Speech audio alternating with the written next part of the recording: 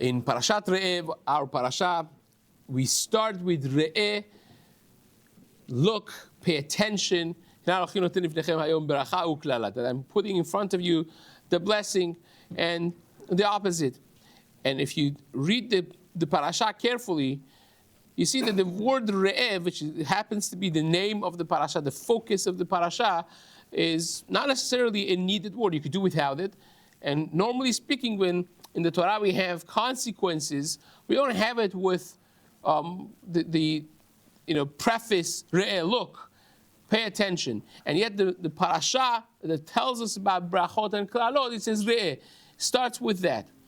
Now, the fact of the matter is, at least hashkafically, maybe homiletically a little bit, the very fact of being blessed is not sufficient for a person to be happy.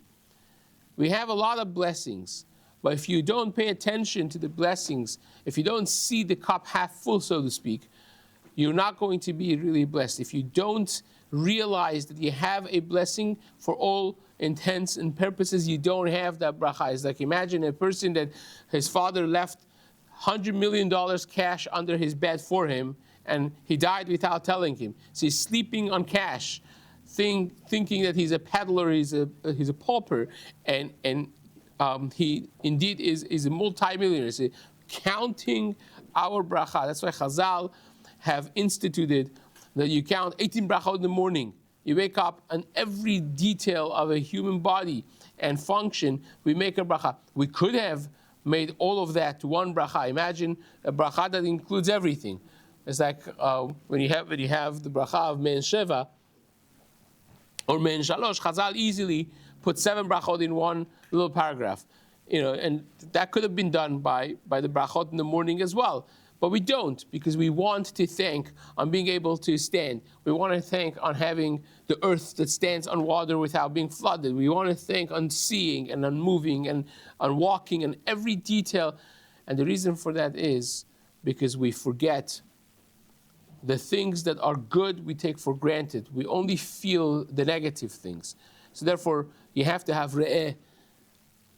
I am putting bracha in front of you. You're blessed. For all those blessings, a person that learns to focus on the virtues of life, that becomes part and parcel of the blessing that you have. A person that counts his brachot. Again, we mentioned this last week in Masechet Menachot Daf Mem Gimal. We are obligated to count 100 brachot a day. Why do you have to count 100 brachot? Because if you don't count the brachot, you're going to take it for granted. If a person does not recognize all the blessings that he has, then we very, very conveniently are going to forget about the blessings, and we're going to focus only on the negativities. So that becomes part and parcel of the blessing itself, to be able to see it, to be able to recognize it, and to be able to thank HaKadosh Baruch Hu, be thankful for all the blessings that we have. Chazak u'Baruch.